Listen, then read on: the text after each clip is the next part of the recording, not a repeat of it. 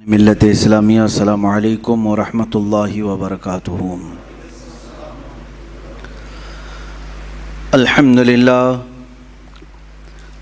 للہ الحنان المنان الذي خلق الانسان وعلمه البيان والصلاة والسلام على رسوله سید الانس والجان وعلى آلہ واصحابہ ذوی الخیر والاحسان، اما بعد فاعوذ باللہ من الشیطان الرجیم، بسم اللہ الرحمن الرحیم۔ ولا تقولوا لمن يقتل في سبيل الله اموات بل احیاء ولكن لا تشعرون۔ صدق اللہ مولانا العظیم وبلغنا رسوله النبی الامین المتین المختار الکریم، ونحن على ذلك من الشاہدین والشاکرین والحمد للہ رب العالمین۔ بارگاہ رسالت معاب صلی اللہ تعالیٰ علیہ وسلم میں درود پاک کا ہدیہ پیش کریں۔ اللہم صلی علی سیدنا و مولانا محمد معدن الجود والکرم وآلہ واصحابہ الکرام وابنہ الکریم وبارک وسلم صلاة دائمة سرمدا ابدا۔ عزیزان گرامی وقار، آج اعلان کے مطابق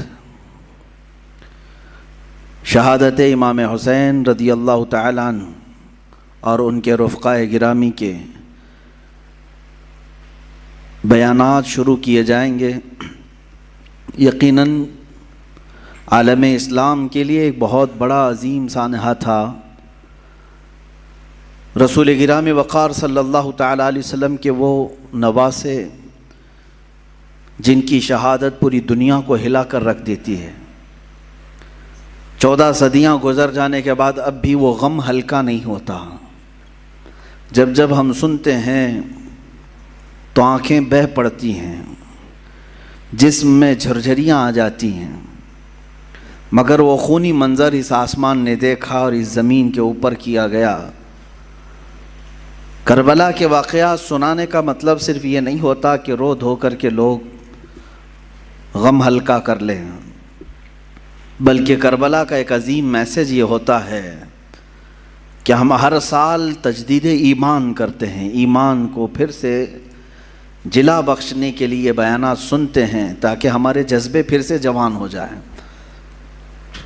اور ہمیں تاریخ میں اکثر یہ بتایا گیا ہے، ہر سال آپ سنتے ہوں گے، چھوٹی سی جماعت تھی حسین اعظم کے ساتھ، مقابل میں بہت بڑا لشکر جرار تھا۔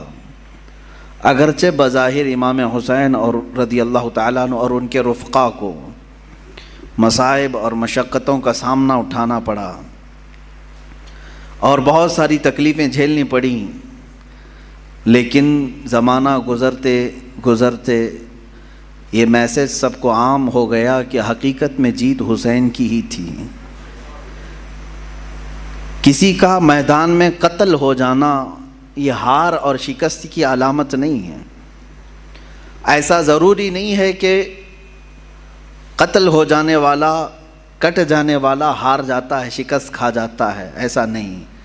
اکثر ایسا بھی ہوا ہے کہ اپنے جسم کے ٹکڑے کر جانے والا بعد میں پھر اپنی ہمیشہ کی ایک سلطنت قائم کر جاتا ہے، حکومتیں قائم کر جاتا ہے۔ اکثر ہم نے دیکھا ہے کہ جنہوں نے قربانیاں دی ہیں، قربانیوں کے بعد پھر ایک نیا دور آیا ہے اور لوگوں کو آزادی کی سانس ملی ہے۔ میں بلا تشبیہ و بلا تمثیل یہ کہوں گا، ہمارے ملک ہندوستان کو آزاد کرنے میں جن علماء اہل سنت نے اپنا خون پیش کیا، اگرچہ بظاہر انگریزوں نے انہیں پھانسی پر چڑھایا، کالا پانی بھیجا یا پھر انگاروں سے جلایا اور زخموں پر نمک چھڑکا، یہ سب کیا، تو آج کوئی یہ نہیں کہتا ہے کہ وہ مر گئے، ختم ہو گئے، کچھ حاصل نہیں ہوا، بلکہ آج بھی یہ کہا جاتا ہے کہ ان کی قربانیوں کی بدولت آج ہم آزادی کی سانس لے رہے ہیں۔ کسی کی قربانیاں رنگ لاتی ہیں، اسی لیے شاعر نے کہا تھا قتل حسین اصل میں مرگ یزید ہے، یعنی اصل میں یہ موت یزید کی ہے۔ اسلام زندہ ہوتا ہے ہر کربلا کے بعد۔ عزیزان گرامی وقار، رسول پاک صلی اللہ تعالیٰ علیہ وسلم کے اہل بیت اطہار کے بیان سے میں آگے شروع کرتا ہوں۔ کربلا کے مختصر واقعات آپ کے سامنے عرض کروں، تفصیلاً آپ سنتے آئے ہیں، مگر اب میں اپنا مزاج یہ بدلنا چاہتا ہوں کہ ہم اب تک ان واقعات کو سن کر بہت روئے ہیں، اب رلانے کا وقت بھی آنا چاہیے۔ روئے بہت ہیں، ظالموں کی ظلم کو سنتے رہے اور مظلوموں کی آہ و بکا کو دیکھتے ہوئے ہم رو تو لیے، لیکن اب جذبہ ایسا جوان ہونا چاہیے کہ ظالموں کو رونے پر ہم بھی تو مجبور کریں کہ اب تمہارے بھی رونے کا وقت آ جائے۔ یہ اہل بیت اطہار حضور اکرم صلی اللہ تعالیٰ علیہ وسلم کے اس عظیم گھرانے کو کہتے ہیں جن کی پاکی اور صفائی قرآن نے خود بیان کی۔ قرآن خود کہتا ہے انما یرید اللہ لیذھب عنکم الرجس اہل البیت ویطہرکم تطہیرا۔ اللہ تعالیٰ تمہارے گھر سے ہر طرح کی ناپاکی کو دور کرنا چاہتا ہے۔ کس کے گھر سے؟ رسول پاک صلی اللہ علیہ وسلم کے، اور آپ کی اہل بیت کو خوب صاف ستھرا کرنا چاہتا ہے، اور کیا بھی اس نے۔ اللہ تعالیٰ نے حضور اکرم صلی اللہ تعالیٰ علیہ وسلم کے گھر میں جو افراد عطا کی وہ دنیا کے سب سے عظیم لوگ ہیں۔ حضور اکرم صلی اللہ علیہ وسلم کی جتنی بیویاں ہیں ازواج مطہرات، وہ تمام مومنوں کی مائیں ہیں، امہات المومنین ہیں، سب سے عظیم مائیں ہیں۔ رسول پاک صلی اللہ علیہ وسلم کے جتنے بیٹیاں ہیں وہ سب سے عظیم بیٹیاں ہیں حضور اکرم صلی اللہ علیہ وسلم کی، اور ان کی عزت اللہ کے نزدیک بہت بلند ہے۔ اسی طرح حضور اکرم صلی اللہ علیہ وسلم کے خاندان کو جو شرف حاصل ہے وہ دنیا کے سارے خاندانوں میں سب سے افضل خاندان میرے آقا صلی اللہ علیہ وسلم کا ہے۔ آج بھی میرے عزیزوں، آج بھی سارے نسب ختم کر دیے جائیں گے سوائے رسول اللہ کے خاندان کے۔ سادات جو ہوں گے، آج بھی جو سید ہوں گے میرے آقا صلی اللہ علیہ وسلم کی نسل سے، ان کا احترام ہم پر واجب ہے، ان کی تعظیم و تکریم ہم پر واجب ہے، اس لیے کہ رسول پاک صلی اللہ تعالیٰ علیہ وسلم کے گھر سے جو ان کی نسبت ہے یہ نسبت ہی ہمارے لیے بہت بلند ہے۔ قرآن پاک کی آیت ہے قُلْ لَا أَسْأَلُكُمْ عَلَيْهِ أَجْرًا إِلَّا الْمَوَدَّةَ فِي الْقُرْبَى۔ اے محبوب آپ فرما دیں اپنے غلاموں سے کہ میں تم سے کوئی اجرت نہیں مانگتا۔ رسول پاک صلی اللہ علیہ وسلم نے ہم سے کوئی معاوضہ مانگا ہے؟ حضور اکرم صلی اللہ علیہ وسلم کی بدولت ہمیں ساری نعمتیں ملی ہیں، ان کے صدقے میں سب کچھ ملا ہے، بدلے میں حضور نے کچھ مانگا ہم سے؟ قرآن خود یہ کہہ رہا ہے کہ اے رسول آپ فرما دیں کہ میں تم سے کوئی چیز نہیں مانگتا، بدلے میں کوئی چیز نہیں طلب کرتا، مگر اتنا کہ تم میرے اہل بیت سے محبت کرو۔ الا المودۃ فی القربا، رشتہ داروں سے، حضور اکرم صلی اللہ علیہ وسلم کے گھر والوں سے محبت کرنا، اس کو تو رسول کریم صلی اللہ تعالیٰ علیہ وسلم نے بھی اظہار فرمایا۔ ایک حدیث ملتی ہے من مات علی حب آل محمد مات شہیدا، جو حضور کی آل کی محبت میں، حضور کے گھر والوں کی محبت میں انتقال کر گیا دنیا میں، اسے شہادت کا مقام عطا کیا جاتا ہے۔ اہل بیت کی محبت شہادت کے مقام کو پہنچاتی ہے۔ عزیزان گرامی، رسول پاک صلی اللہ علیہ وسلم کی اہل بیت میں کون ہیں؟ مفسرین نے الگ الگ رائے اگرچہ رکھی ہیں، لیکن زیادہ طور پر مشہور حضور اکرم صلی اللہ تعالیٰ علیہ وسلم کے اہل بیت میں آپ کی بیٹیاں، آپ کی ازواج مطہرات، یہ سب اہل بیت میں ہیں۔ ان میں سے بھی اخص جو خاص اہل بیت ہیں وہ سیدہ کائنات فاطمۃ الزہرا رضی اللہ تعالیٰ عنہا، مولا علی کرم اللہ وجہہ الکریم، اور آپ کی اولاد حسنین کریمین رضوان اللہ تعالیٰ علیہم اجمعین، یہ سب اہل بیت میں سے ہیں۔ بلکہ ان کی اولاد جو بھی قیامت تک ہوگی وہ رسول پاک صلی اللہ علیہ وسلم کی اہل بیت میں سے ہوں گے۔ نبی کونین صلی اللہ تعالیٰ علیہ وسلم کی اہل بیت، ان کی عزت، ان کا احترام ہمارے لیے ضروری قرار دیا گیا، اور جو حضور کی آل سے بغض رکھتا ہے، ہلکی عداوت بھی رکھتا ہے، دشمنی رکھتا ہے، اس کا خاتمہ برا ہوگا۔ الا ان مثل اہل بیتی کمثل سفینۃ نوح من رکبها نجا ومن تخلف عنها ہلک۔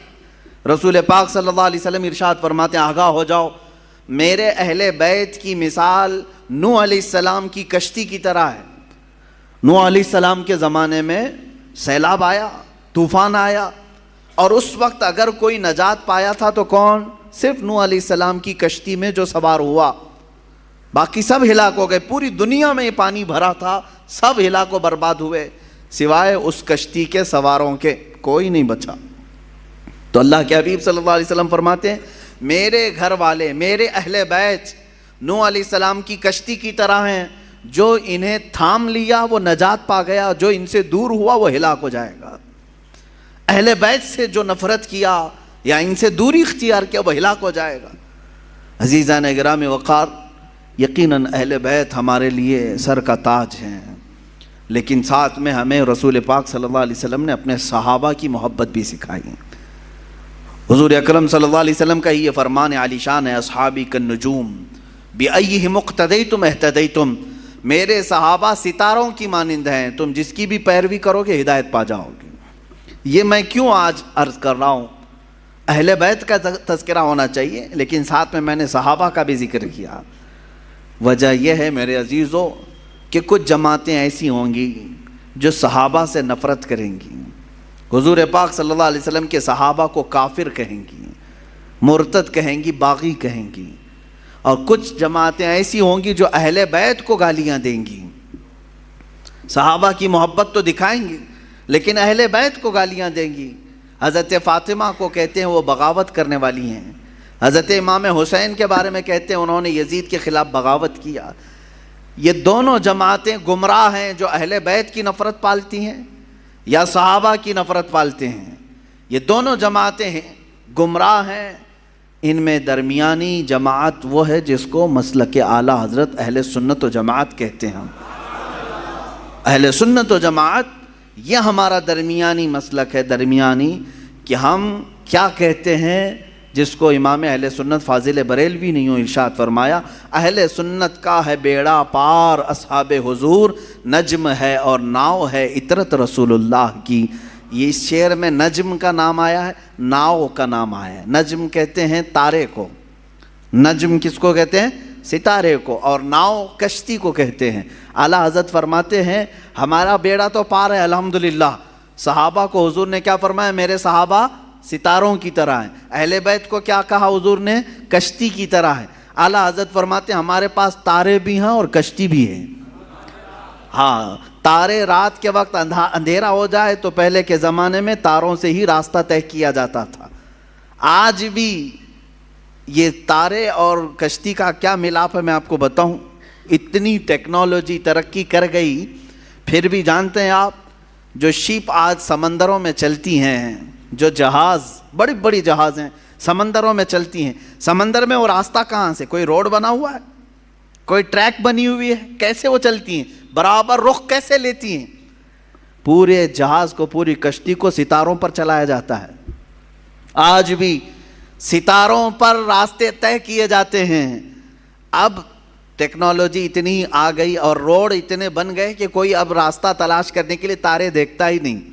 پہلے کے لوگ سفر کرنے کے لیے بھی تارے دیکھتے تھے، ہر تارے کا ایک سمت ہوتا تھا، اس طرف یمن ہے، اس طرف شام ہے، اس طرف عراق ہے، وہ راستے اسی طرح سے طے کرتے تھے۔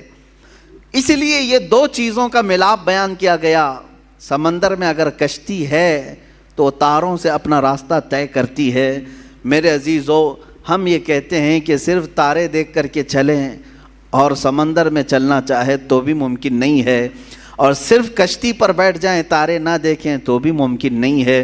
اسی لیے اعلیٰ حضرت نے فرمایا اہل سنت کا ہے بیڑا پار اصحاب حضور، نجم ہے اور ناؤ ہے اطرت رسول اللہ کی۔ اللہ کے رسول کی عطا کردہ دونوں نعمتیں ہمارے پاس ہیں۔ ہم صحابہ کی بھی عزت کرتے ہیں اور اہل بیت اطہار کی بھی عزت کرتے ہیں۔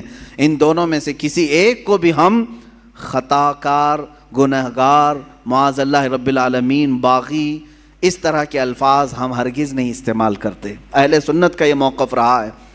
اب میں اہل بیت اطہار کے متعلق عرض کروں، اس میں خاص طور پر رسول پاک صلی اللہ تعالیٰ علیہ وسلم کے گھر والوں میں حسنین کریمین رضی اللہ تعالیٰ عنہما، ان کی قدر کیا تھی، ان کی عزت کیا تھی۔ صحابہ بھی حضور پاک صلی اللہ علیہ وسلم کے زمانے میں، حالانکہ ان کی عمر بہت کم تھی، حضرت امام حسین حضور پاک صلی اللہ علیہ وسلم کے انتقال کے وقت صرف 6 سال کے تھے، 6 سال کے تھے۔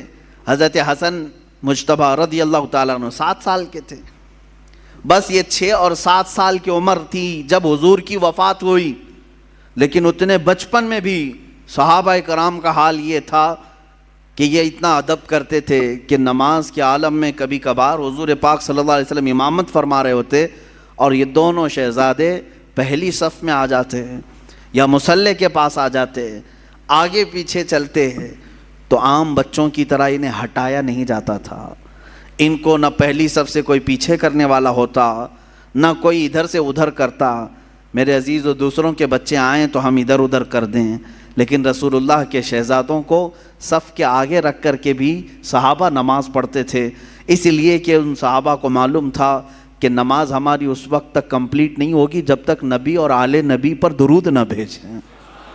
ہاں، تحیات میں بیٹھنے کے بعد تو پڑھنا ہی پڑے گا نا، اللہم صلی علی محمد وعلی آل سیدنا محمد۔ ہم تو کہتے ہیں اے اللہ درود بھیج محمد صلی اللہ علیہ وسلم پر اور ان کی آل پر، تو صحابہ کی نمازیں کیسی ہوتی ہوں گی جب نماز میں تحیات پر بیٹھ کر کے یہ پڑھتے ہوں گے اے اللہ نبی پر تو درود بھیج، تو مصلی پر نبی کو دیکھ رہے ہوں گے، اور جب آل محمد پر درود بھیجتے ہوں ان شہزادوں کو پہلی صف میں دیکھ رہے ہوتے ہوں گے۔ ان صحابہ کی نمازیں کیسی ہوتی ہوں گی۔ بہرحال حسنین کریمین رضوان اللہ تعالیٰ علیہما، اللہ تعالیٰ نے ان کو رسول پاک صلی اللہ تعالیٰ علیہ وسلم کے گھر میں اس طرح سے ودیعت فرمایا کہ ان کا نام بھی جنتی نام رکھا گیا۔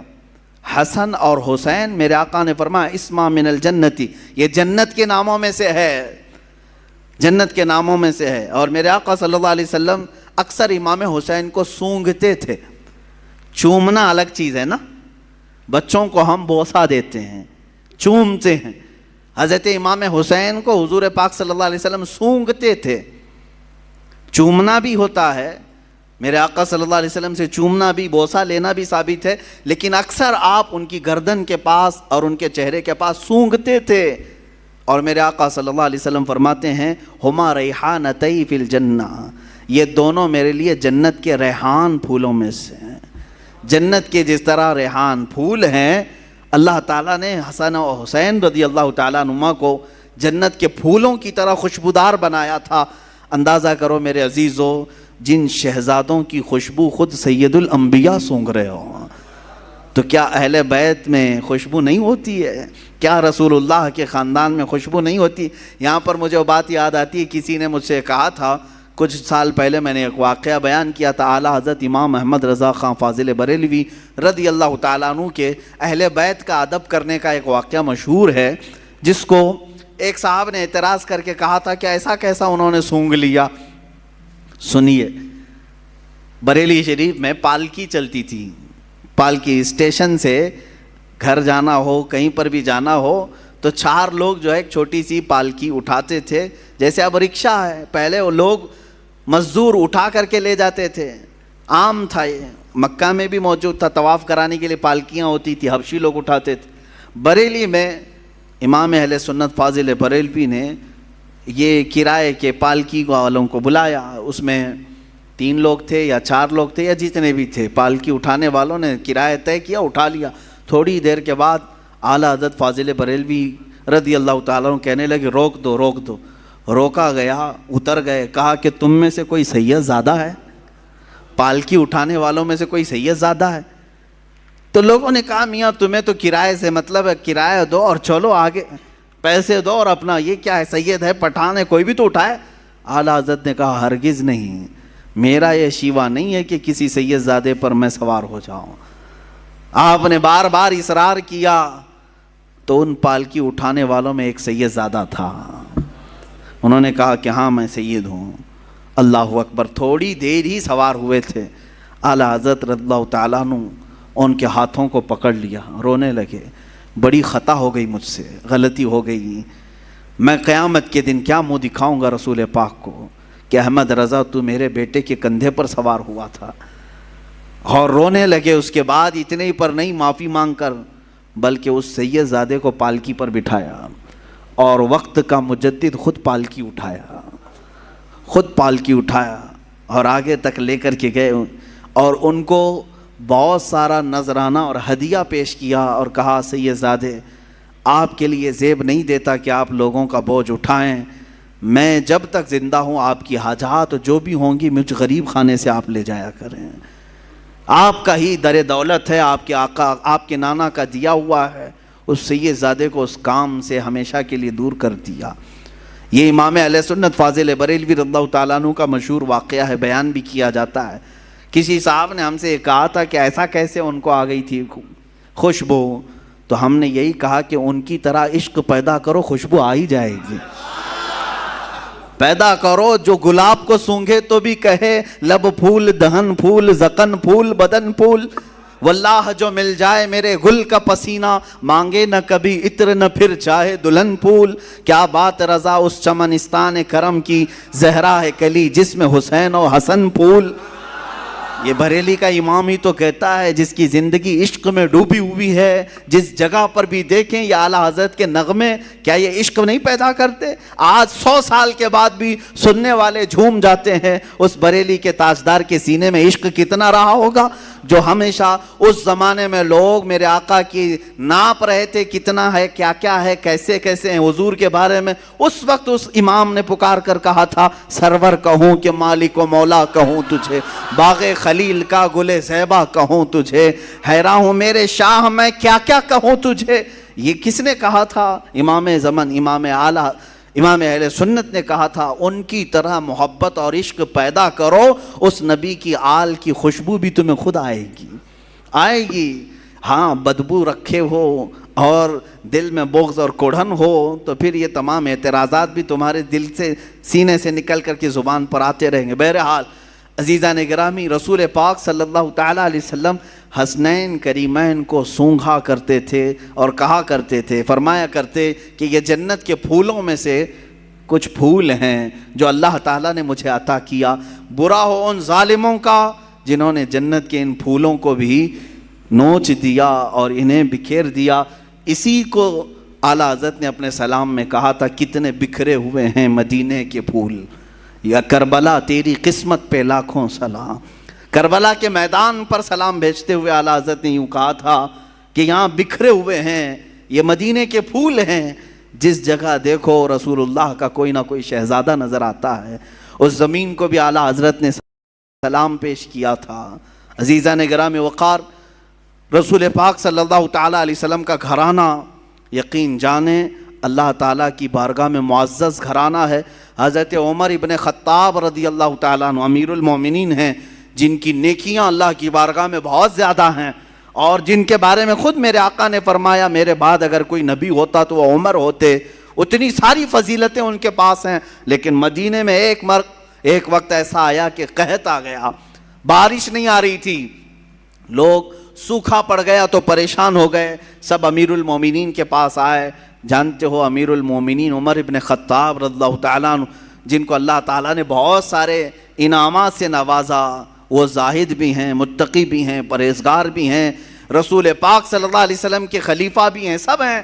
دعا کے لیے خود ہاتھ اٹھا دیتے نہیں، بلکہ سارے لوگوں کو میدان میں جمع کیا، اور پھر اس کے بعد حضرت عباس رضی اللہ تعالیٰ عنہ کو گھر سے بلایا، جو رسول پاک صلی اللہ علیہ وسلم کے چچا تھے، اور بیچ میدان میں آ کر کے حضرت عباس کا ہاتھ پکڑا اور عرض کیا اے اللہ تیرے نبی کے رشتہ دار کا ہاتھ میرے ہاتھ میں ہے، میں بارش تجھ سے مانگتا ہوں، تو میری بات کو رد نہ فرما۔ مدینے والے روایت بیان کرتے ہیں حضرت عمر نے ابھی ہاتھ چھوڑا بھی نہیں تھا کہ مدینے میں بارش شروع ہو چکی تھی۔ اہل بیت کے وسیلے سے دعا کی جائے اللہ قبول فرماتا ہے۔ عزیزان گرامی وقار، رسول پاک صلی اللہ تعالیٰ علیہ وسلم کا گھرانہ آج بھی جو سادات ہیں ان کا احترام کیا جائے، ان کا ادب کیا جائے، عام لوگوں کی طرح ان کے ساتھ برتاؤ نہ کریں۔ رسول پاک صلی اللہ تعالیٰ علیہ وسلم کے گھر کے نسبتوں کا خیال ضرور رکھا جائے۔ جانتے ہیں کتنی بڑی وعید بھی آئی ہے جو ان کے ساتھ برا کرتا ہے۔ ایک خاتون، بڑی کتابوں میں لکھا ہوا ایک خاتون جو رسول پاک صلی اللہ علیہ وسلم کے خاندان سے تھیں، وہ بڑی پریشان ہو گئیں، ان کے شوہر کا انتقال ہو گیا، بچوں کو لے کر کے چھوٹی چھوٹی بچیاں تھیں، ایک شہر میں آئیں۔ شہر میں ایک بہت بڑے رئیس تھے، وہ مسلمان اس کے گھر آئی، اس سے کہا کہ میں نے اپنی بچیوں کو مسجد میں ٹھہرایا ہے اور میں رسول پاک صلی اللہ علیہ وسلم کے خاندان سے ہوں، میں حضور کی آل میں سے ہوں، میری کچھ مدد کر دو میری بچیوں کے لیے۔ اس رئیس زادے نے، اس امیر زادے نے کہا اچھا اب مانگنے کا طریقہ ایسا بھی آ گیا، تم اگر آل رسول ہو تو کوئی ثبوت دے دو، کوئی پروف دے دو، تم حضور کی آل میں سے کہتی ہو اپنے آپ کو، کیا ثبوت ہے تمہارے پاس؟ وہ خاتون وہاں سے چلی گئی، اس کے پاس سے مدد کی کوئی امید نہیں تھی تو چلی گئی۔ اسی وقت وہ شام میں گزر رہی تھی، بھوک کی شدت تھی، ایک ایسے بوڑھے شخص کو دیکھا جس کے ارد گرد بہت سارے لوگ جمع تھے، پوچھا کون ہے؟ کہا یہ شہر کا ایک مجوسی ہے، آگ کا پجاری ہے، لیکن لوگوں کو دیتا بہت ہے، بانٹتا رہتا ہے۔ یہ خاتون وہاں گئی اور اس سے کہا، اپنا معاملہ بھی بتایا کہ میں حالات کی ماری ہوئی ہوں، پریشان ہوں، میری بچیاں مسجد میں ہیں اور میرا گھر سب ختم ہو چکا ہے۔ تو اس مجوسی شخص نے اتنا سنا تو فوراً اپنے گھر سے عورتوں کو بلوا کر کے کہا، جاؤ اس خاتون کی بچیاں جو مسجد میں ٹھہری ہیں عزت سے انہیں لے آؤ، اپنے گھر میں مہمان بناؤ، اور یہ خاتون کہتی ہے کہ یہ محمد صلی اللہ علیہ وسلم کی آل میں سے، ان کی عزت ہونی چاہیے۔ وہ تھا مسلمان نہیں تھا، عزت کیا، گھر میں ٹھہرایا اور خاتون کو اپنے گھر مہمان بنایا، ان کی خاطر تواضع کی۔ اب سنیں، رات ہو گئی، رات کے وقت یہ جو رئیس زادہ تھا، امیر زادہ تھا، جو مسلمان تھا، اس نے خواب میں دیکھا قیامت کا منظر قائم ہے، حساب کتاب ہو رہا ہے، اور اسی وقت رسول پاک صلی اللہ علیہ وسلم تشریف لایا ہے۔ تو یہ رئیس زادہ فوراً حضور کی بارگاہ میں حاضر ہوا کہ آقا میری شفاعت فرمائیں۔ حضور پاک صلی اللہ علیہ وسلم نے فرمایا کیوں شفاعت کی جائے؟ کہا کہ آقا میں آپ کا امتی ہوں، آپ کا چاہنے والا ہوں۔ میرے آقا نے فرمایا کیا ثبوت ہے تمہارے پاس؟ میرے امتی ہونے کا کیا ثبوت ہے تمہارے پاس؟ وہاں کیا پیش کرتا؟ پروف پوچھنے والے، دلیلیں پوچھنے والے۔ حضور پاک صلی اللہ تعالیٰ علیہ وسلم نے جب یہ ارشاد فرمایا تو وہ لاجواب ہوا اور رونے لگا کہ آقا مجھ سے آپ اعراض نہ فرمائیں، مجھ سے آپ ناراض نہ ہوں۔ میرے آقا صلی اللہ علیہ وسلم نے فرمایا آج میری ایک شہزادی تیرے گھر آئی تھی، تو نے اس سے اس کے نسب کا ثبوت پوچھا تھا، اس کی مدد نہیں کیا تھا۔ اتنا حضور پاک صلی اللہ علیہ وسلم جلال میں بیان کر رہے تھے کہ اس کی آنکھ کھل گئی، دھاڑے مار کر کے رونے لگا۔ اچھا ایک چیز یہ بھی اس نے دیکھا اسی خواب میں کہ میرے آقا صلی اللہ تعالیٰ علیہ وسلم اسے جنت کی طرف دکھا رہے ہیں، اس مجوسی آدمی کے نام پر جنت میں ایک محل تیار ہے، جس کے گھر وہ عورت ٹھہری ہوئی ہے، مجوسی آگ کا پجاری ہے، لیکن اس کے نام پر جنت میں ایک محل ہے۔ تو یہ بیدار ہوا، بہت پریشان ہوا، اپنے مصاحبین کو بلایا، اپنے چاہنے والوں کو، اور کہا کہ یہ خاتون آئی تھی فلاں فلاں، کہاں ٹھہری ہے؟ کیا یہ مجوسی اپنے گھر لے گیا ہے؟ سبوں نے تحقیق کی تو پتہ چلا ہاں اس مجوسی کے گھر ٹھہری۔ یہ دوڑا ہوا وہاں پہنچا، گیا اور اس مجوسی سے کہا کل رات جو خاتون تمہارے گھر آئی ہے برائے مہربانی اسے ہمارے گھر بھیج دو، وہ ہمارے مذہب سے ہے، ہمارے دین سے ہے، ہم اسے مہمان بنائیں گے۔ اس مجوسی نے کہا ایسا نہیں ہو سکتا۔ اس رئیس زادے نے کہا 1000 درہم میں تجھے تحفے میں دیتا ہوں، قبول کر لے۔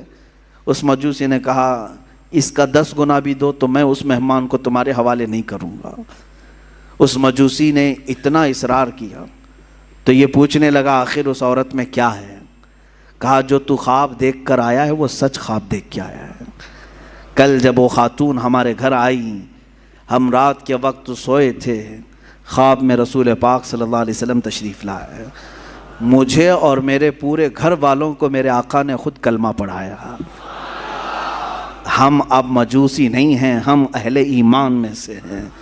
رسول پاک صلی اللہ علیہ وسلم نے ان کی آل میں سے ان کی ایک شہزادی کی عزت پر اتنا بڑا انعام دیا کہ ہمیں دائرہ ایمان میں لایا، اور پھر میرے آقا نے اشارہ کر کے بتایا کہ اے فلاں کل تو اٹھے گا تو جنت میں مولا تیرے لیے فلاں محل تیار رکھے گا۔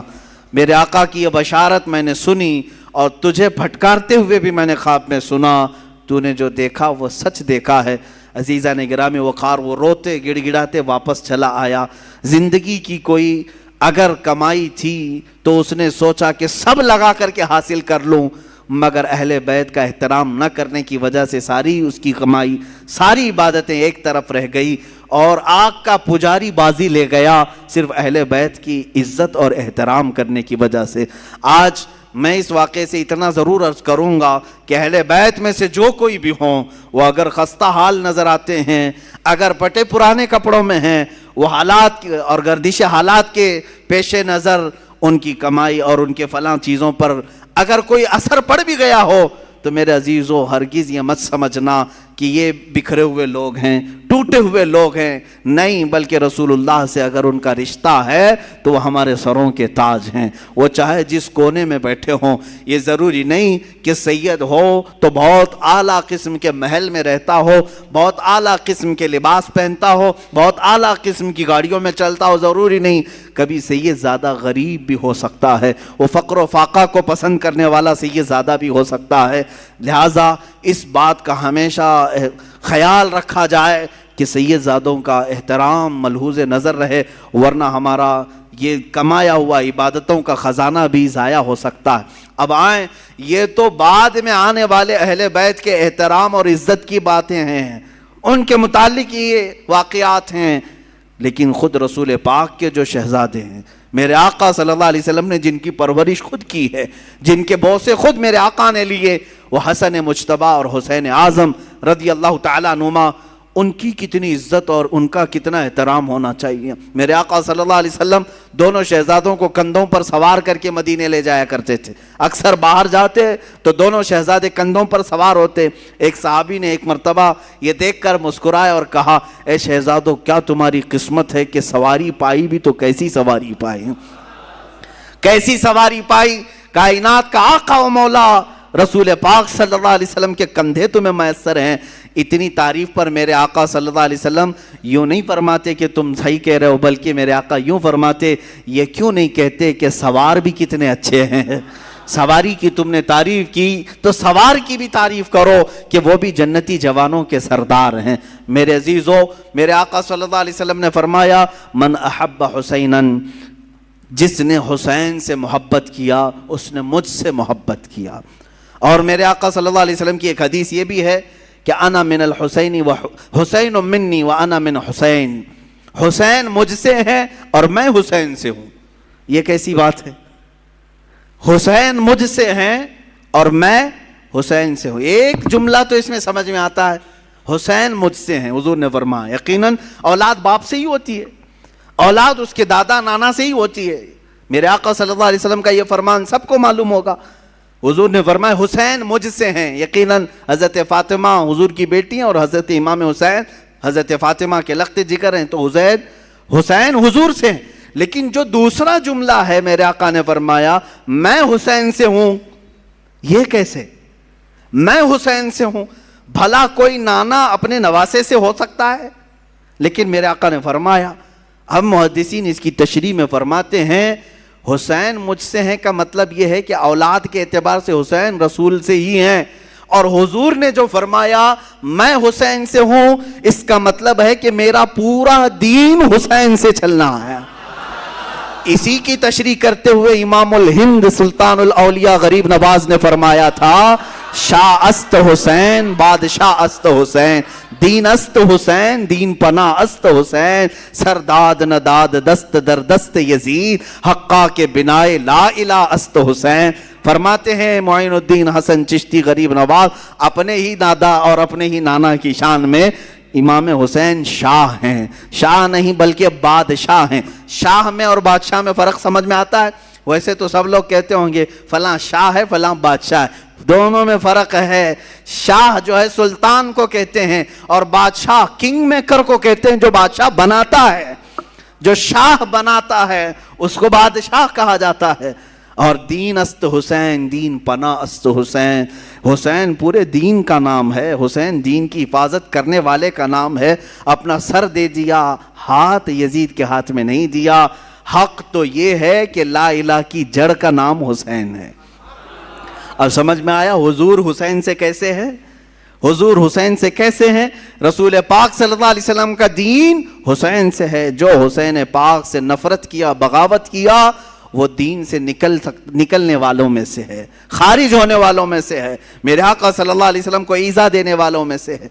میں ابھی چند دن قبل، ابھی اسی محرم سے قبل ایک بات سنا، کسی سعودی لقوہ مارے ہوئے آدمی کو یہ کہتے ہوئے سنا، ہاں ریالوں نے جس کا لقوہ مارا ہے جس کے عقیدے پر، اگر یہ 2 شہزادوں کی لڑائی تھی کربلا کی، 2 شہزادوں کی لڑائی تھی، یعنی حضرت حسین حضرت علی کے شہزادے اور یزید حضرت امیر معاویہ کا شہزادہ، آپس میں 2 بڑے بڑے لوگوں کے بیٹوں کی لڑائیاں تھیں. اس بیوقوف کو معلوم کہاں ہے، کہاں کس کو شہزادہ کر رہا ہے، کس کو شہزادہ کہہ رہا ہے.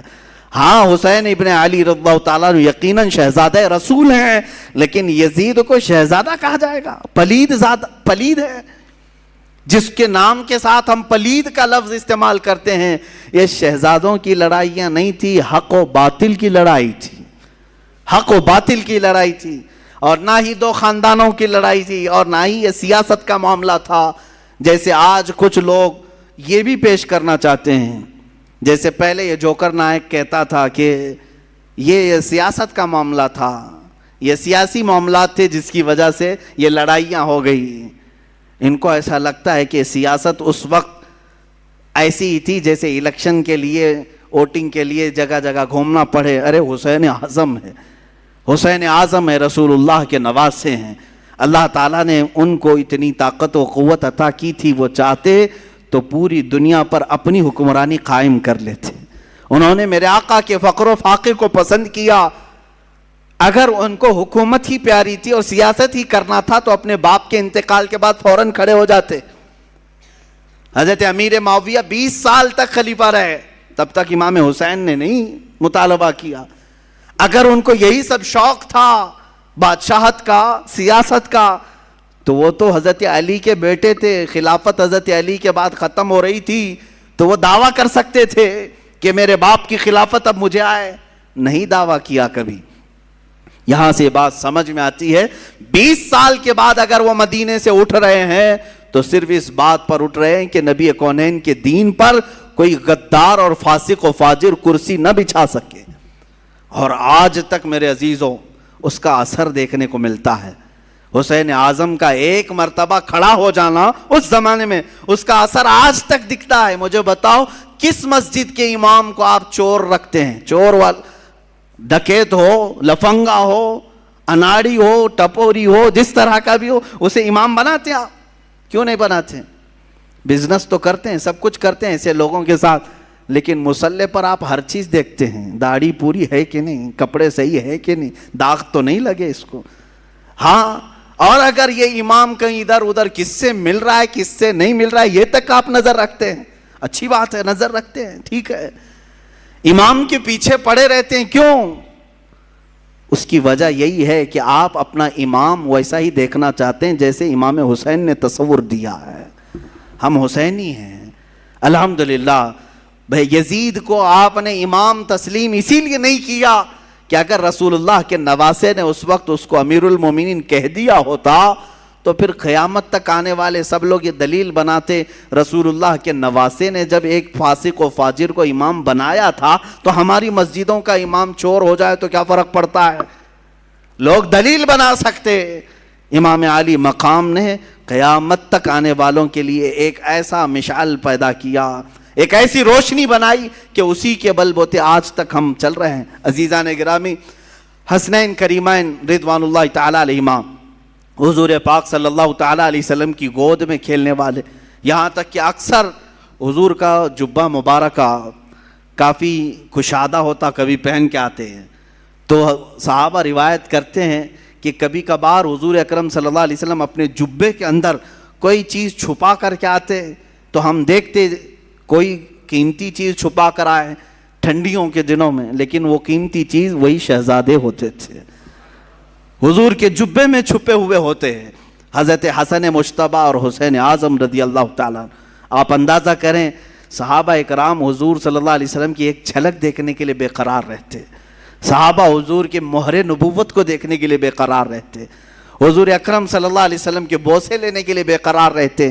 ان شہزادوں کی عظمت اور ان کی قسمت کو دیکھیں کہ ہمیشہ حضور کے جسم مبارکہ سے لگے ہوئے ہوتے تھے، یہاں تک کہ سجدے میں میرے آقا جائیں تو اس پر سوار بھی ہو جاتے تھے، میرے آقا ان کو ہٹاتے نہیں تھے، لمبا سجدہ کر لیتے لیکن ان شہزادوں کو گرنے نہیں دیتے تھے۔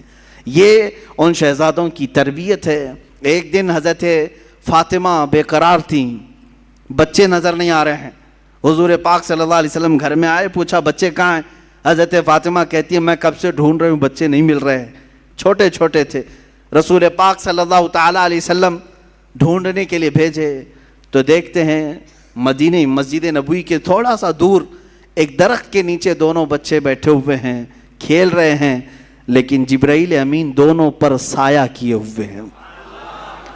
ہاں، فرشتے سایہ کیے ہوئے رہتے ہیں، اور یہی حسنین کریمین ہیں۔ حضور پاک صلی اللہ علیہ وسلم گھر میں ان کو خود کھلایا کرتے تھے۔ بچوں کے ساتھ اگر کھیلنا حضور کا ثابت ہے تو ان شہزادوں کے ساتھ ہے، کشتی لڑا رہے ہوتے۔ حضور پاک صلی اللہ علیہ وسلم حضرت حسن اور حسین کی کشتی لڑا رہے ہیں۔ ہوتا ہے گھروں میں دو بچوں کی کشتی لگاتے ہیں، تو حضور صلی اللہ علیہ وسلم کس کی سائیڈ لے رہے تھے؟ حضرت امام حسن کی سائیڈ لے رہے تھے، وہ بڑے تھے، اور حضرت حسن کو کہتے تھے حسن تم حسین کو یہاں سے پکڑو، ادھر سے پکڑو، ادھر سے پکڑو، جیسے ہم بچوں کو کشتی لڑواتے ہیں۔ میرے آقا صلی اللہ علیہ وسلم جب اس طرح کا مقابلہ کروا رہے تھے، حضرت فاطمہ گھر میں سے کہتی ہیں ابا جان یہ کیسی بات ہے، آپ بڑے کی سائیڈ لے رہے ہیں، حسن بڑے ہیں آپ ان کی سائیڈ لے رہے ہیں، حسین چھوٹا ہے۔ حضور پاک فرماتے ہیں فاطمہ تم نہیں دیکھتی حسین کی طرف سے جبرائیل ہیں، جبرائیل ان سے کہہ رہے ہیں کہ حسن کو یہاں سے پکڑو، حسن کو یہاں سے پکڑو۔ اللہ اللہ، یہ شہزادے وہ ہیں جن میں سے ایک کو سید الانبیاء سپورٹ کر رہا ہے، دوسرے کو سید الملائکہ سپورٹ کر رہا ہے، اور وہ گھرانہ کیسا جس کے بارے میں امام زمن کہتے ہیں بے اجازت ان کے گھر میں جبرائیل آتے نہیں، قدر والے جانتے ہیں عز و شان اہل بیت، یہ رسول اللہ کے گھر والوں کی، اور ان کو کبھی ناراض کرنا میرے آقا کو ہرگز پسند نہیں تھا۔ حضور پاک صلی اللہ تعالیٰ علیہ وسلم کبھی ان دونوں بچوں کو ناراض ہونے نہیں دینا چاہتے۔ اس سے آپ اندازہ لگا سکتے ہیں کہ امام حسین جب پیدا ہوئے ہیں اسی وقت میرے آقا صلی اللہ علیہ وسلم کے گھر میں حضرت ابراہیم کی ولادت ہوئی تھی، حضور کے اپنے بیٹے۔ بی بی ماریہ قبطیہ سے حضور کے بیٹے پیدا ہوئے، ان کی عمر 6 مہینے کی ہو گئی تھی، اور حضرت فاطمہ کے گھر میں امام حسین پیدا ہوئے۔ آگے پیچھے تھوڑی سی ایک وقت ایسا آیا کہ حضور اپنے بیٹے کو لے کر بیٹھے ہیں۔ بیٹا کتنا عزیز ہوتا ہے، بیٹا اپنا بیٹا، 2 بیٹے پہلے حضور کے انتقال کر چکے تھے، یہ تیسرے بیٹے تھے حضرت ابراہیم، اور حضرت فاطمہ کے بیٹے حسین، دونوں کو چوم رہے تھے۔ جبرائیل آئے، کہا آقا اللہ تعالیٰ کی منشا یہ ہے کہ ان دونوں میں سے کسی ایک ہی کو آپ رکھ سکتے ہیں۔ اللہ اکبر، چنو تو کس کو چنو؟ ایک طرف بیٹا ہے اور ایک طرف نواسا ہے۔ میرے آقا صلی اللہ تعالیٰ علیہ وسلم نے دونوں کی طرف دیکھا اور جبرائیل سے کہا اے جبرائیل حسین کو میں منتخب کرتا ہوں، اپنے بیٹے کو جس پر وار دیا، رسول پاک صلی اللہ علیہ وسلم نے اپنے بیٹے کو جن پر قربان کیا، اس حسین اعظم کا ہم تذکرہ کرنے چلے ہیں۔ میرے آقا صلی اللہ تعالیٰ علیہ وسلم نے جن کا حد درجے خیال کیا، نمازوں میں، گھروں میں اور ہر جگہ، یہاں تک کہ اگر میرے آقا صلی اللہ علیہ وسلم کسی گھر دعوت میں گئے، کھانا وہاں پر رکھا گیا ہے تو پہلے کوئی چیز منگواتے اور آدھا اس میں سے کر کے کہتے لے جاؤ فاطمہ کے گھر دے آؤ، ان کے گھر میں فاقہ ہے۔ اپنے شہزادوں کا خیال فرماتے، اپنے نواسوں کا خیال فرماتے۔ عزیزان گرامی، یہی وہ اہل بیت ہیں جن کی شان میں قرآن کی کئی آیتیں نازل ہوئیں۔ وَيُطْعِمُونَ الطَّعَامَ عَلَى حُبِّهِ مِسْكِينًا وَيَتِيمًا وَأَسِيرًا، یہ آیت ہے سورہ دہر کی 29ویں پارے میں۔ ہوا یہ تھا کہ حضرت فاطمہ کی کنیز فضہ، انہوں نے منت مانگی تھی، دونوں شہزادے بہت بیمار تھے کہ اگر یہ صحیح ہو جائیں تو ہم 3 روزے رکھیں گے، اگر یہ صحیح ہو گئے تو 3 روزے رکھیں گے گھر والے۔ بچے صحیح ہو گئے، روزہ رکھا سارے لوگوں نے مل کر، مولا علی کرم اللہ وجہہ الکریم، حضرت فاطمہ اور یہ کنیز فضہ اور 2 شہزادے ہیں۔ حضرت علی کی کمائی 2 درہم کی تھی، باغیچے سے خدمت کے بعد 2 درہم لاتے جس سے اتنا آٹا آتا کہ 5 روٹیاں بن سکتی تھیں۔ یہ اہل بیت کا گھرانہ ہے۔ افطار میں روٹیاں بنی، شام کے وقت کسی فقیر نے آواز دی، ایک مسکین آیا، فقیر آیا، کہا میں نے سنا ہے کہ یہ رسول اللہ کے گھر والے ہیں، یہ اہل بیت ہیں، میں بہت بھوکا ہوں، مجھے کھلا دیا جائے۔ حضرت فاطمہ نے 5 روٹیاں اٹھا کر دی تھیں، پانی پی کر کے ان لوگوں نے افطار کیا، دوسرا بھی روزہ رکھا۔ دوسرے دن حضرت علی پھر آٹا لے آئے، 5 روٹیاں بنائیں۔ آج کے دن ایک یتیم بچہ آیا افطاری کے وقت میں، اس نے بھی وہی آواز اٹھائی، حضرت فاطمہ نے وہ 5 روٹیاں اٹھا کر اس یتیم کو کھلایا۔ آج پھر پانی سے افطار کیا، تیسرا روزہ تھا۔ تیسرے روزے کے دن حضرت علی خود محنت کر کے اتنے پیسے لے آئے کہ پھر 5 روٹیاں بنی۔ اس دن افطار کے لیے بیٹھے تو جیل سے چھوٹا ہوا ایک قیدی آیا، کہا میں ہر گھر کو کھٹکھٹا لیا، مجھے کوئی نہیں کھلایا، میں نے سنا ہے کہ یہ اہل بیت ہیں، رسول اللہ کے گھر والے، یہاں سے واپس نہیں بھیجتے کسی کو۔ حضرت فاطمہ نے اس قیدی کو بھی 5 روٹیاں دی تھیں۔ تیسرا دن گزر گیا، پیٹ سے لگ گیا، بھوک کی شدت ہے، بچے طاق میں بیٹھ گئے اور حضرت علی جھک گئے تھے۔ یہ شام کا وقت تھا، میرے آقا صلی اللہ تعالیٰ علیہ وسلم تشریف لائے، گھر میں آئے، پکارا کہاں ہیں؟ آواز کسی کی نہیں آ رہی تھی، سب ایک ایک کونوں میں بیٹھے ہوئے تھے۔ اللہ کے نبی صلی اللہ علیہ وسلم نے پکارا فاطمہ، وہ آئیں، پوچھا کیا ماجرا ہے؟ سنایا ایسے ایسے ہم نے منت مانگی تھی، منت مانگو تو روزے کی مانگو اے غلاموں، اہل بیت کے غلام، خالی دھاگا باندھنے اور تالا باندھنے کی نیت منتیں نہیں ہوتی، منت قرآن ختم کرنے کی بھی کرو، روزہ رکھنے کی بھی کرو، یہ اللہ کو راضی کرنے والی منتیں ہیں۔ بہرحال حضرت فاطمہ نے عرض کیا کہ ایسا ایسا حال ہوا ہے۔ اللہ کے نبی صلی اللہ تعالیٰ علیہ وسلم نے فرمایا ابھی ابھی مجھ پر آیت کریمہ نازل ہوئی، اللہ نے فرمایا وَيُطْعِمُونَ الطَّعَامَ عَلَى حُبِّهِ مِسْكِينًا وَيَتِيمًا وَأَسِيرًا، یہ وہ لوگ ہیں جو اللہ کی محبت میں کبھی مسکین کو کھلاتے ہیں، کبھی یتیم کو کھلاتے ہیں اور کبھی قیدی کو کھلاتے ہیں۔ آقا کونین صلی اللہ علیہ وسلم نے فرمایا بشارت ہو فاطمہ، تم امتحان میں کامیاب ہو گئی، نہ وہ مسکین تھا، نہ وہ یتیم تھا، نہ وہ قیدی تھا، ہر دن اللہ کا ایک فرشتہ آتا تھا جو اہل بیت کا امتحان لے رہا تھا کہ یہ کتنا عطا کر سکتے ہیں۔ تم امتحان میں کامیاب ہو گئے اور اس دن ان کے گھر میں جنت سے اللہ نے خانے نعمت اتارا۔ عزیزان گرامی، یہ اہل بیت کا گھرانہ ہے، ان کے پاس امتحان لیا بھی گیا تو وہ سب عطا کرتے رہے، ان کی شان ہی یہی ہے۔ الحمدللہ ہم نے بھی بہت سارے سادات اور مشائخ کو دیکھا ہے، وہ نوازنے والوں میں سے ہیں، عطا کرنے والوں میں سے ہیں۔ رسول پاک صلی اللہ تعالیٰ علیہ وسلم کی یہ صفات ان کے گھروں میں آج بھی پائی جاتی ہیں۔ اللہ ان کا سایہ ہمارے سروں پر دراز فرمائے۔ اب حالات کربلا کی طرف ہم چلتے ہیں میرے عزیزو۔ حالات ایسے کیا پیش آئے کہ یہ کربلا کا واقعہ رونما ہو گیا؟ حالات ایسے کیسے آ گئے کہ اتنا بڑا سانحہ ہو گیا؟ میں آپ کو بتاؤں کہ حالات حضرت امیر معاویہ کے انتقال کے بعد سے خراب ہو گئے، بہت خراب، حالانکہ اس سے پہلے ہی خراب ہو گئے تھے۔ آپس میں جنگیں ہوئی، خانہ جنگیاں ہوئی، ایک دوسروں کی لڑائیاں ہوئی، میں ان سب کی طرف نہیں جاتا۔ مولا علی کرم اللہ وجہہ الکریم کی وفات کے بعد حضرت امیر معاویہ نے خلافت کا اعلان کیا اور ان کی خلافت سن 40 ہجری سے لے کر 60 ہجری تک 20 سال تک چلی، اور 20 سال تک دمشق سے حضرت امیر معاویہ رضی اللہ تعالیٰ عنہ نے خلافت قائم کی اور یہ چلتی رہی۔ اس دوران بہت سارے فتوحات بھی ہوئے، اسلامی سلطنتیں بڑھتی بھی رہیں، ان کا انتقال ہوا۔ اب جو معاملہ خراب ہوا وہ یہاں سے ہوا کہ حضرت امیر معاویہ کا بیٹا یزید تھا، وہ تھے صحابی رسول، حضور صلی اللہ علیہ وسلم کے سالے بھی لگتے ہیں رشتے میں، حضور کی زوجہ ہیں حضرت ام حبیبہ رضی اللہ تعالیٰ عنہ جو حضرت امیر معاویہ کی سگی بہن ہیں، اسی لیے حضرت امیر معاویہ کو امت کا ماموں بھی کہا جاتا ہے۔ وہ ام المومنین حضرت ام حبیبہ کے سگے بھائی ہیں۔ امیر معاویہ کا جو بیٹا تھا وہ ناہنجار تھا، وہ صحیح آدمی نہیں تھا، فاسق و فاجر تھا۔ ہاں یہ اور بات ہے کہ روایات یہ بتاتی ہیں کہ ان کی زندگی میں اس کا فسق و فجور ظاہر نہیں تھا، ان کی زندگی میں باپ جب تک تھے اس کی برائیاں، اس کی عیاشیاں ظاہر نہیں تھیں۔ جیسے ہی ان کا انتقال ہوا، تخت پر یزید بیٹھا۔ یزید جیسے ہی خلافت قائم کر لیا دمشق میں، اور ملک شام والوں نے سب بیعت کر لیا، یزید کو حاکم مان لیا، اس کو خلیفہ امیر المومنین تسلیم کر لیا۔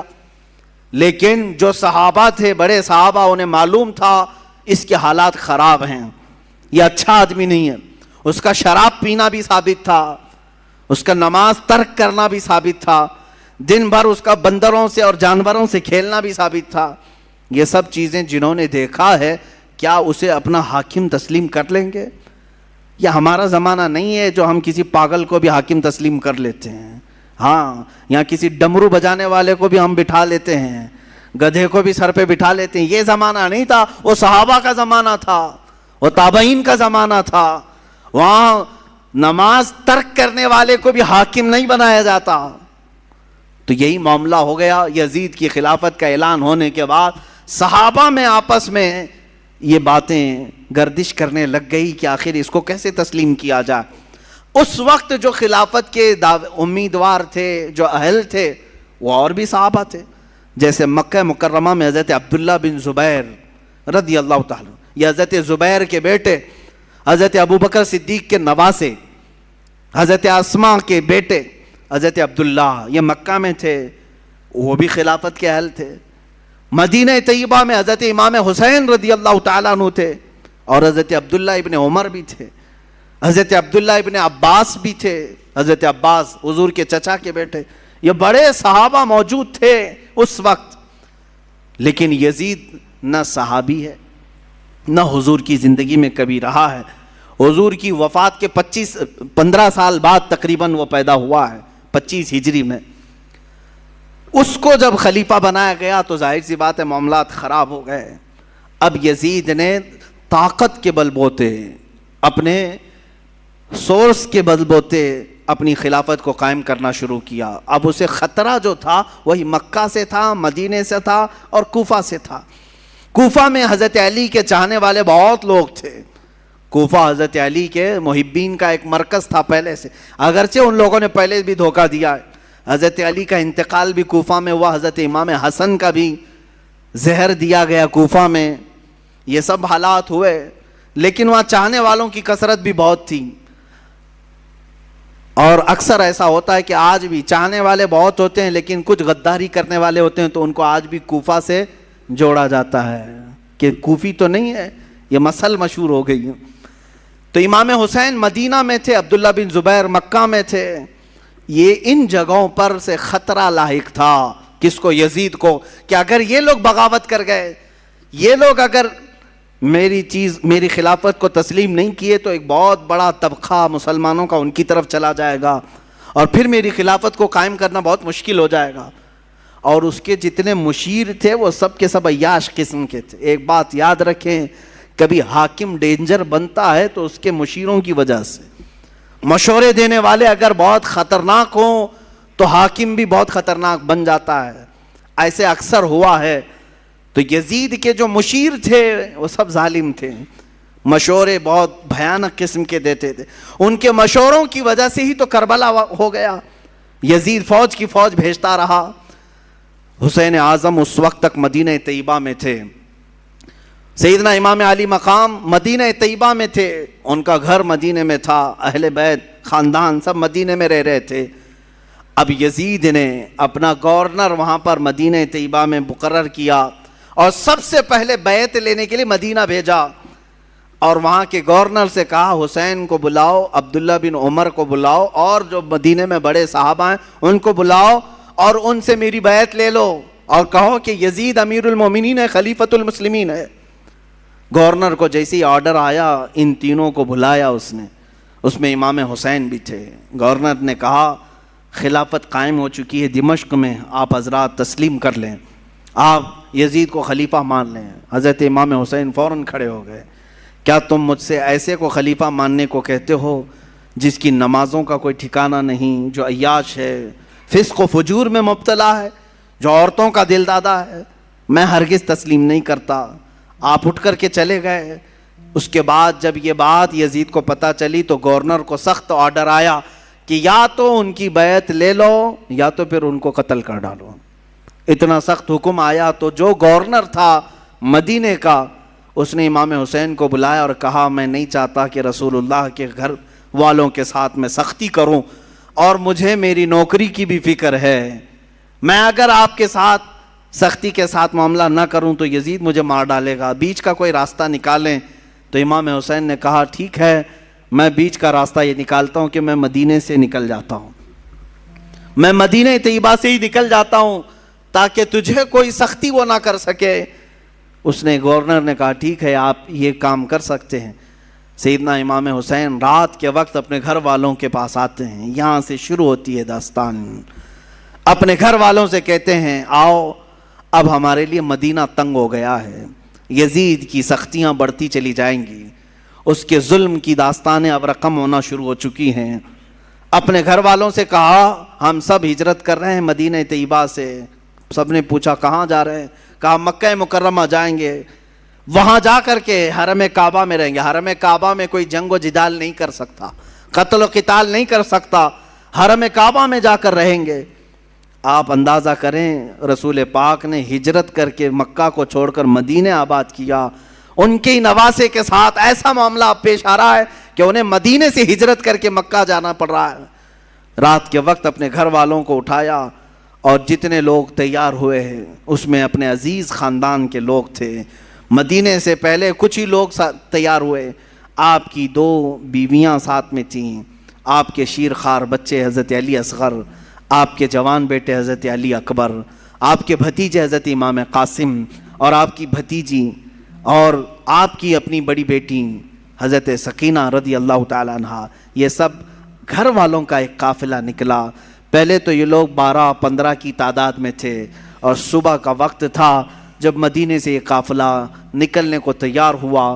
روضہ رسول پر میرے آقا کی بارگاہ میں امام حسین آئے. میرے عزیزو اب پھر یہاں سے حالات ہمارے بے قابو کر جاتے ہیں.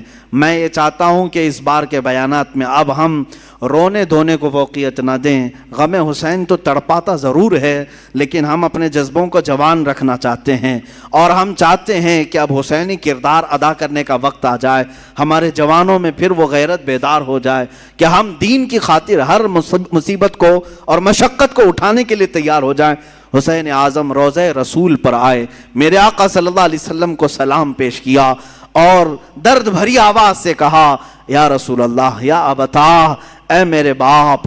حضور کو اکثر وہ ابا کہہ کر کے ہی پکارتے تھے. میرے آقا کی بارگاہ میں پکار کر کے کہا آپ کے مدینے سے مجھے نکلنا پڑ رہا ہے, میرے لیے مدینہ تنگ کر دیا گیا, میرے چھوٹے بچے لے کر کے میں روانہ ہو رہا ہوں. یہ کیفیت تو میرے آقا ہی جانے. قبر اطہر سے اس حسین کو رخصت ہوتا ہوا دیکھ کر میرے آقا پر کیا گزر رہی ہوگی, جس کے گردن کو میرے آقا نے بوسے لیے, جس کو سونگھا کرتے تھے, جس کو دوش پر بٹھایا کرتے تھے, جس کو سجدوں پر اپنی پشت پر بٹھایا کرتے.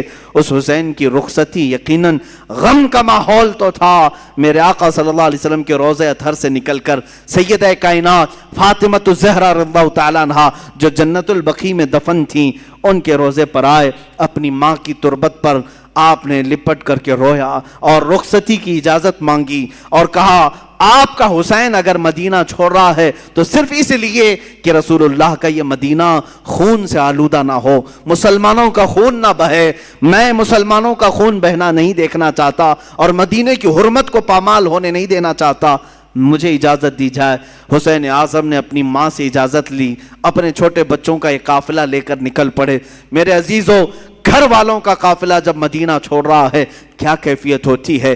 ہم جیسے نکمے, ہم جیسے گنہگار صرف 7 دن یا 8 دن کے لیے عمرے پر مدینے جاتے ہیں تو چھوڑنے کا دل نہیں چاہتا. مدینے سے رخصت ہوتے ہیں تو آنسوؤں کی قطاریں لگ جاتی ہیں. کبھی ہم روزے کو دیکھتے ہیں, کبھی ہم بس میں آگے کا سفر دیکھ رہے ہوتے ہیں. مدینے کی سرحدیں نکلنے تک دل بار بار ہچکولے کھاتا رہتا ہے کہ مدینہ چھوٹ رہا ہے, مدینہ چھوٹ رہا ہے. ہم تو تمنا یہ لے کر کے جاتے ہیں کہ کاش مدینے میں موت موت آ جائے, میرے آقا کے قدموں میں دفن ہونا نصیب ہو جائے. لیکن جب رخصتی کا وقت آتا ہے, پوچھو حاجیوں سے کیا کیفیت ہوتی ہے, عمرہ کرنے والوں سے پوچھو, مدینے سے جب رخصت ہو کر کے آتے ہیں, میں نے خود دیکھا ہے حاجی کبھی کھمبوں کو پکڑ رہے ہوتے ہیں, کبھی دروازوں کو پکڑ کر, کبھی چمٹ کر کے اور بوسے دے کر کے رخصتی لے رہے ہوتے ہیں. حسین اعظم کا کیا حال ہوگا جن کا بچپنا اس مدینے میں گزرا ہے, جنہوں نے رسول اللہ کو نمازیں پڑھاتے وہاں دیکھا ہے, میرے آقا کو اللہ کی قرآن کی آیتیں سناتا ہوا انہوں نے وہاں دیکھا ہے, حدیثیں میرے آقا کی انہوں نے سنی ہیں, جن کا کھیلنا کودنا اس مدینہ طیبہ میں گزرا ہے, جہاں میرے آقا صلی اللہ علیہ وسلم ان کے گھر آیا کرتے, جبرائیل ان کے گھر اترا کرتے. یہ ساری یادیں چھوڑ کر کے حسین اعظم ہجرت کر رہے تھے. میرے عزیزو, ہجرت معمولی چیز نہیں ہے, یہ الفاظ میں بیان بھی نہیں ہو سکتی. آپ اپنے گھر بیٹھے ہیں, اللہ آپ کے گھروں کو سلامت رکھے. میں جانتا ہوں گھر کو چھوڑنے کی کیفیت کیا ہوتی ہے. ہم جب اپنے گھر چھوڑ کر دوسری جگہ خدمت اسلام کے لیے بھی جا رہے ہوتے ہیں, مجھے یاد ہے وہ بات, جب پڑھنے کے لیے ہم بچپن میں مدرسے جا رہے ہوتے تو پورا سفر ٹرین میں روتے ہوئے جاتے تھے. کبھی ماں کی شکل سامنے آتی, کبھی باپ کی شکل, کبھی دوست یاد آتے, کبھی بھائی یاد آتے. ہم جانے کے 1 مہینے تک وہاں روتے رہتے تھے. ہمیں معلوم ہے گھر کو چھوڑنے کی کیفیت کیا ہوتی ہے. اور وہ حسین اعظم اپنے اس مدینہ رسول کو چھوڑ کر جا رہے تھے, جہاں ان کی ہزاروں یادیں تھیں, جہاں ان کی ہزاروں یادیں میرے آقا سے وابستہ تھیں. حسین اعظم کی ہجرت پر لاکھوں سلام. انہوں نے اگر ہجرت کیا بھی ہے تو دین مصطفیٰ کے لیے کیا ہے. اے جوانوں, تم سب اس بات کو یاد رکھ لینا, اگر مصطفیٰ کے دین پر کبھی آنچ آئے, اگر وطن چھوڑنا پڑے, ہجرت کرنا پڑے, تو ہجرت کو بھی ہم برداشت کر سکیں, اس لیے کہ صرف اور صرف دین کے لیے جس نے ہجرت کیا. وَمَن يُهَاجِرْ فِي سَبِيلِ اللَّهِ, اللہ قرآن میں فرماتا ہے جو اللہ کی راہ میں ہجرت کیا, اگر بیچ راستے بھی اس کی موت آ جائے, اللہ اس کا اجر تیار کر رکھا ہے. ہجرت کا بڑا اجر و ثواب بھی ہے. میرے عزیزو, دین مصطفیٰ کے لیے یہ اٹھایا حسین اعظم نے سارا کشٹ, ساری مصیبتیں, ساری مشقتیں. یہاں سے نکل کر کے مکہ مکرمہ کا سفر کیا. مکہ مکرمہ جب پہنچے, امام عالی مقام, یہ شعبان کا مہینہ تھا اور شعبان کے بعد ٹھیک رمضان آنے والا تھا. مکہ والوں نے استقبال کیا اور اچھے سے سارے لوگ ملنے جلنے لگے اور کہا اچھا کیا آپ نے یہاں تشریف لائے, امن و امان کے ساتھ رہیں. یہاں تک تو معاملہ سب ٹھیک ہی تھا. امام حسین اگر مکہ ہی میں رہ جاتے, وہیں پر طواف کعبہ, حرم کعبہ میں مقیم رہتے تو کچھ ہونا نہ تھا. لیکن کیا کریں, قدرت کا لکھا ہوا وہ غالب آ کر رہے گا. ان کی شہادت اچانک نہیں ہوئی ہے میرے عزیزو. حسین اعظم کی شہادت ان کے بچپن میں ہی مشہور ہو گئی تھی. حضور اکرم صلی اللہ علیہ وسلم حضرت ام سلمہ اپنی زوجہ کے پاس ایک شیشی میں تھوڑی سی مٹی لا کر کے دیتے ہیں اور کہتے ہیں اے ام سلمہ, جبرائیل میرے پاس آئے تھے اور انہوں نے کہا یا رسول اللہ, آپ کی امت آپ کے اس نواسے کو ایک جگہ پر قتل کر دے گی اور خون بہا دے گی. میں رونے لگا تو جبرائیل اس جگہ کی مٹی بھی لا کر مجھے دے گئے. ام سلمہ کہتی ہیں میرے آقا نے وہ مٹی مجھے دی اور کہا جس دن یہ مٹی سرخ ہو جائے سمجھ لینا اے ام سلمہ میرا بیٹا شہید ہو گیا, میرا نواسہ شہید ہو گیا. یہ کب میرے آقا نے بشارت دی تھی؟ جب حسین اعظم کی عمر ابھی 5 سال کی تھی. 5 سال کی عمر میں ہی ان کی شہادت کی خبر مشہور ہو چکی تھی. پھر بھی لوگ کہتے ہیں حضور کو پیٹھ پیچھے کا علم نہیں تھا, جو اپنے نواسے کی 50 سال بعد ہونے والی شہادت کی خبر دے رہے ہوں.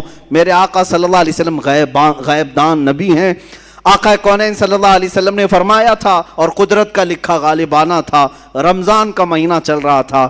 بیچ رمضان میں کوفہ والوں نے خط لکھنا شروع کیا. یہ کوفہ شہر ہے کیا؟ یہ سارا ماجرا یہ کوفہ میں آ کر کے اٹکتا ہے. کوفہ والے ایک ایسا شہر ہے جس کو تقریباً 14 یا 16 ہجری میں بسایا گیا تھا, اور ان لوگوں کی فطرت میں اس طرح عیب نکالنا یا فوراً کسی کا ساتھ چھوڑ دینا یہ دغا بازی پہلے سے رہی اور شاید آج تک بھی ہوگی, آج تک بھی رہی ہو. کوفی لوگ اس طرح کی دغا بازیاں کرتے رہے, لیکن وہ شیعان علی میں سے تھے, حضرت علی کی محبت کا دعویٰ کرتے تھے.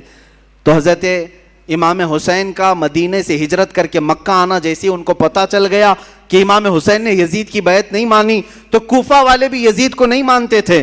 انہوں نے کہا کہ اچھا ہو گیا، ہمارے اوپر کوئی امام نہیں ہے، ہم خط لکھ کر کے حسین اعظم کو یہاں بلاتے ہیں، کوفہ میں ان کے ہاتھ پر بیعت کر کے ان کی خلافت کا اعلان کر دیں گے، اور پھر دھیرے دھیرے یزید کو بھی ختم کر دیں گے، اور ساری جگہوں پر ایک ہی خلافت قائم ہوگی، اور وہ ہوگی حسین اعظم کی خلافت۔ کوفہ والوں نے یہ سوچ کر کے خط لکھنا شروع کیا، اور حضرت امام حسین کو کہا ہم آپ کے باپ کے وفادار ہیں، آپ کے بڑے بھائی کے وفادار ہیں، آپ تشریف لے آئیں۔ خط پہلے 5-6 خط آئے، آپ نے دیکھا اور رکھا، صحابہ سے مشورہ کیا، سارے صحابہ نے انکار کیا، آپ کوفہ نہ جائیں، آپ کے والد گرامی وہیں انتقال کیے، وہیں مارا گیا آپ کے والد حضرت علی کو، اور امام حسن کو زہر دینے والوں میں بھی وہی لوگ تھے، اب آپ نہ جائیں۔ تو مشورہ ایسے ہی ہوتا رہا، ٹلتا رہا، خط پہ خط آتے رہے۔ ایک وقت ایسا آیا کہ 56 خط ایک ساتھ آئے، بعض روایات میں کئی 100 خط آئے، جس میں سب مہریں تھیں، سائن تھی، دستخط تھے، اور اس میں اخیر میں یہ خط آ گیا، اے حسین اعظم اگر آپ نہیں آتے اور قیامت کے دن ہم سے سوال ہو گیا کہ تم نے یزید جیسے فاسق و فاجر کی بیعت کیوں کی، تو ہم کوفہ والے کہیں گے اے اللہ ہم نے رسول اللہ کے نواسے کو بلایا تھا، وہ نہیں آئے، اس لیے ہم نے یزید کی بیعت مان لی۔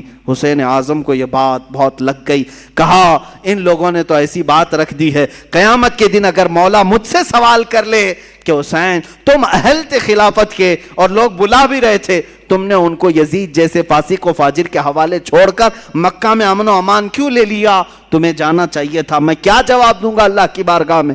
تو حضرت حسین سارے لوگوں کے مشوروں کو رکھتے ہوئے خود اٹھ جاتے ہیں۔ یہ رمضان بھی ختم ہوا، حج کا موسم قریب آ چکا تھا، امام حسین رضی اللہ تعالیٰ عنہ نے کہا نہیں اب میں کوفہ جاتا ہوں، پھر بعد میں اصرار ہوا، منع ہوتا رہا، پھر صحابہ کی ایک رائے بیچ میں نکل آئی، حضرت عبداللہ ابن عمر، حضرت عبداللہ ابن زبیر رضی اللہ تعالیٰ عنہما نے کہا ایسا کریں آپ کے جو معتمد ہیں جو بہت خاص ہیں ان کو آپ بھیجیں، اور اگر وہ آپ کو کہہ دیں کہ یہاں حالات ٹھیک ہے تو آپ چلے جائیں۔ تو امام حسین نے اپنے بھائی حضرت امام مسلم بن عقیل رضی اللہ تعالیٰ جو آپ کے چچیرے بھائی تھے، حضرت امام حسین کے چچیرے بھائی تھے، بڑے معتمد تھے، سفر میں ہمیشہ ساتھ رہتے۔ اچھا یہ بھی میں بتاؤں، امام حسین جب مکہ آئے تو الگ الگ علاقوں سے سب ہجرت کر کے اس قافلے میں شامل ہو گئے تھے، تب جا کر کے یہ قافلہ 82 لوگوں کا ہو گیا تھا۔ جو 82 کی تعداد آپ سنتے ہیں یہ دھیرے دھیرے بیچ بیچ میں ملتے آئے۔ تو امام حسین نے حضرت امام مسلم کو بھیجا کہ آپ جائیں کوفہ اور وہاں جا کر کے آپ خط لکھیں، اگر حالات صحیح ہوں گے تو میں اپنے قافلے کو لے کر کوفہ آ جاؤں گا۔ امام مسلم نکلے، اور جب وہ راستے میں گئے تو کچھ لوگوں سے راستہ پوچھتے ہوئے کوفہ تک پہنچے۔ میں بہت مختصر سے حالات بیان کر رہا ہوں میرے عزیزو۔ امام مسلم جب کوفہ آئے تو کوفہ والوں نے بہت شاندار استقبال کیا، بڑا شاندار استقبال کیا، اور اس کے بعد آپ کو گورنر ہاؤس میں لے گئے۔ وہاں جانے کے بعد نعمان بن بشیر نام سے جو وہاں گورنر تھے ان کو ہٹایا گیا۔ امام مسلم بن عقیل کے ہاتھ میں 12,000 کوفیوں نے بیعت کیا۔ روز صبح شام آپ کے ارد گرد بھیڑ لگی رہتی تھی، لوگ چاہنے والوں کی کثرت تھی۔ امام مسلم نے دیکھا کوفہ والے سچے عقیدت مند ہیں، سچی محبت والے ہیں، تو امام حسین کو انہوں نے خط لکھ دیا، حالات سب اچھے ہیں، آپ تشریف لے آئیں۔ امام مسلم بن عقیل نے جب یہ حالات دیکھ کر خط لکھا، اچانک معاملہ پلٹ گیا۔ کیسے؟ یزید کو خبر دی گئی کہ امام مسلم وہاں کوفہ پہنچے ہیں حسین کی طرف سے وکیل بن کر اور بیعت لے رہے ہیں تمہارے خلاف وہ خلافت کا اعلان کرنے والے ہیں۔ یزید نے پوچھا کیا کیا جائے؟ کہا گیا، اس سے مشورہ دینے والوں نے کہا نعمان بن بشیر جو وہاں کے گورنر ہیں وہ نرم دل ہیں، یا تو پھر وہ خود ہی یہ کام کرا رہے ہوں گے، ان کو ہٹاؤ، ایک سخت قسم کے آدمی کو وہاں بھیجو۔ پوچھا گیا کون ہو سکتا ہے ایسا سخت آدمی؟